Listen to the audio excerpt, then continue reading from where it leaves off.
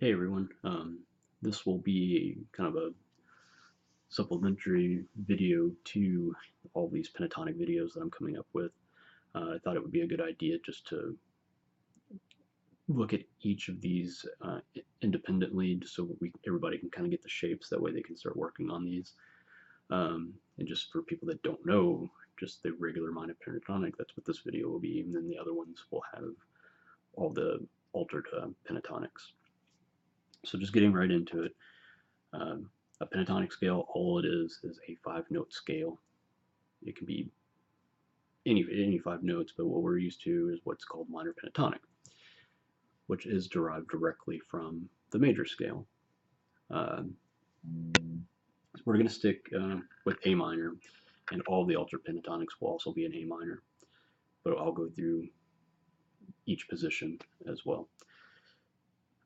But if we play just a natural minor scale, it comes from the key of C, we have the notes A, B, C, D, E, F, G, and then finally A again. With the minor pentatonic scale, what we're doing is removing the 2nd and 6th scale degrees. We're taking out of the tension notes. And why they're tensions is if we look at Dorian minor and we have Phrygian minor scales, the deciding factor between those scales is actually the 2nd and the 6th. Natural minor scale has a natural 2 in it, but it has a flat 6 in it, where Phrygian has a flat 2 and flat 6, and then finally Dorian has a natural 2 and a natural 6. So those are the differences between those minor scales. Everything else is exactly the same. So by removing those, the pentatonic scale actually works over any of those chords. So you can think about this in any term. If you think about it as Dorian minor or natural minor, either way, we're removing the 2 and the 6th and coming up with the same scale. So if we do that, I'm starting with A on the 6th string, 5th fret, and then going to B here. Get the guitar a little bit more in focus so you can see.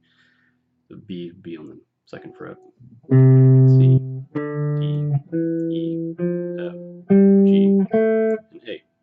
All we're going to do is remove 2 and 6. So we're going to skip over B. So the scale goes straight from A to C, D, E. We're going to skip over F. So we're going to go E to G, and then the pattern will repeat itself. So here's what our first pattern will be.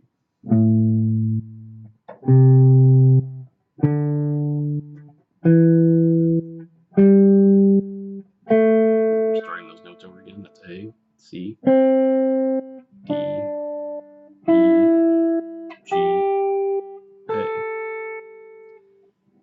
So we're starting on 5th fret of the 6th string, going to the 3rd fret, 5th string, staying on the 5th string, 5th fret, going to the next string, 2nd fret, 5th fret, next string, 2nd fret, 5th fret, next string, 3rd fret, 5th fret, next string, 3rd fret, and 5th fret. What you'll notice is all of these will be 2 notes per string. So for speed, what I'll probably do is just call out finger numbers, because the pattern will be the same regardless of the key. But I'll give you where we're starting at. So if you wanted to play along, you can do that.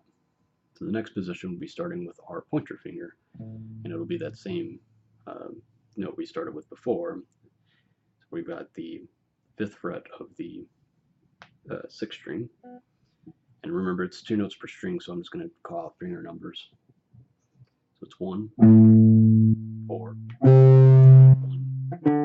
3, 1, 3, 1, 3, 1, 4, 1, 4.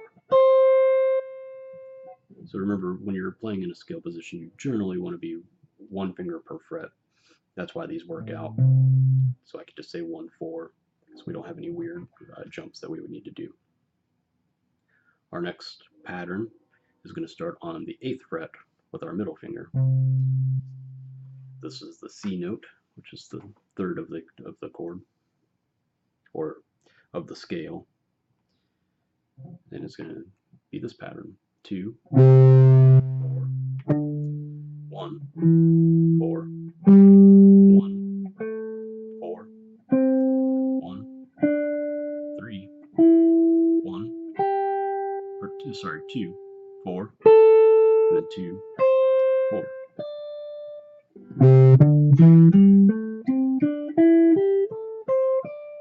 Alright.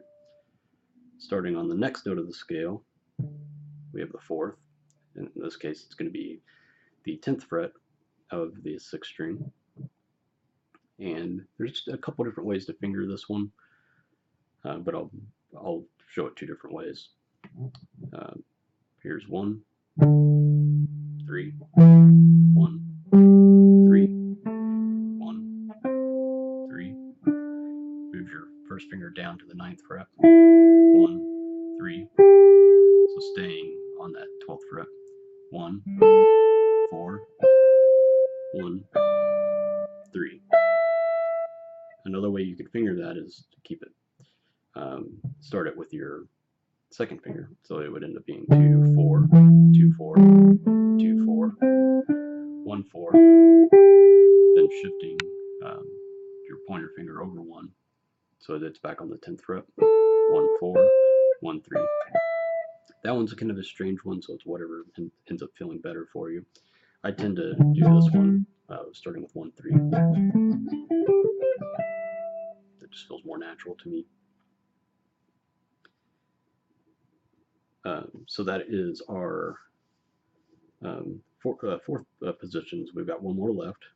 It's starting with the 5th of the scale, which is E in this case. So it's going to be with our pointer finger. So it's 1, 4, 1, 4, 1, 3, 1, 3, 2, 4, and then 1, 4. And that's all 5 patterns. The next one we could start off with the flat 7, which would be G. It comes from that pattern that we used at the beginning. We just started with our pinky here instead of there, so just keep that in mind that you could also play that low G. And so that's kind of the easy thing about these pentatonic scales on the guitars, because they start off of each note of the scale. So we can think of it as starting off from the flat 7, or lowest possible position without using open strings. So we have flat 7, starting it from there, starting from the root, starting from the flat 3, starting from the 4th,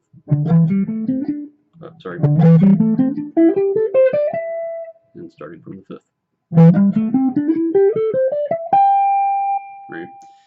And the way to practice these is I would find one pattern that you kind of connect with the best, or the one that you maybe find the easiest, and start working on that one first. And what you want to do is try to come up with little patterns that you can start to make musical phrases out of. So you can do things like playing the scale in 3s.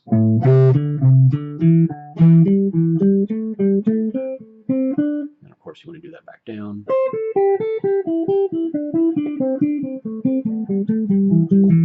So on. You can do the same thing with scales in 4s.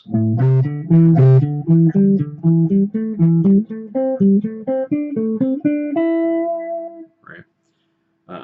You could do things where you skip over strings. You'll find this in a lot of guitar books. So you'll play the 6th string, going to the 4th string, and then back to the 5th string, up to the 3rd string, back down.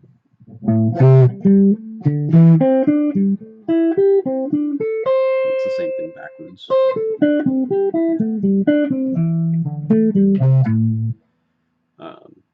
You could do patterns where you don't skip strings, but you run up kind of a pattern like shape, so going up 3 strings, down 1, like this.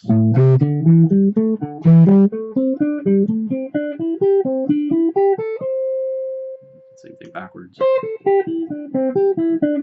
Right.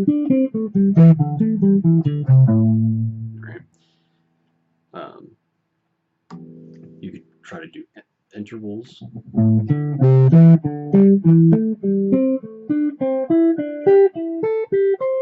it's kind of like fourths.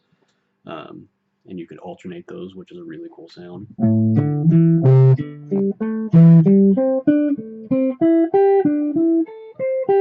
I particularly like it more when it's descending the scale. I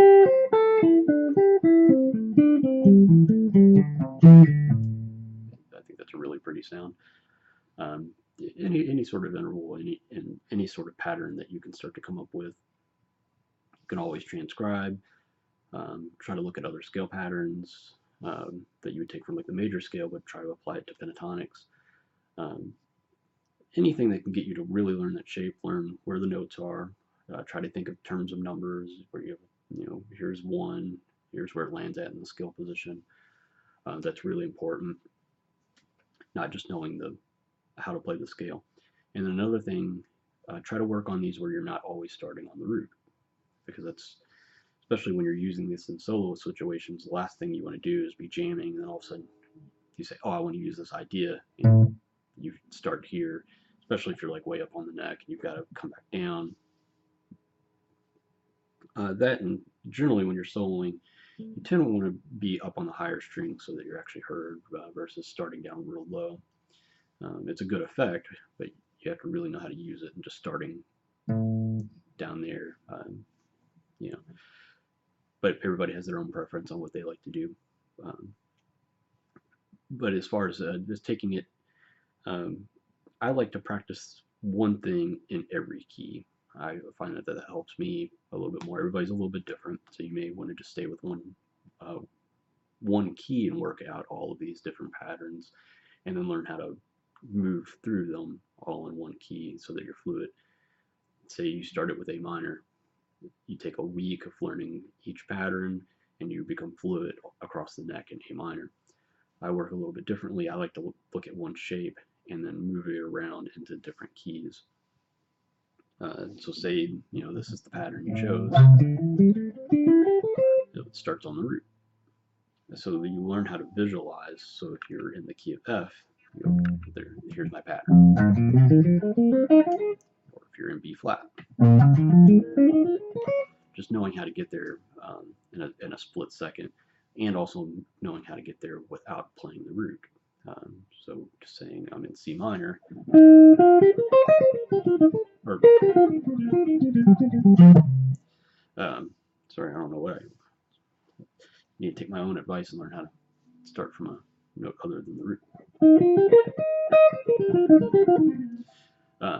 But that's how I would approach practicing all of these and all of these altered pentatonics. The rules really don't change, because all you're doing is just internalizing a sound and learning how to approach it in a way that makes you learn the best to your ability. And everybody's a little bit different, but I think at least learning some sort of language, if you like that term, or just material, just learning how to use some material with the scale over top of a sound.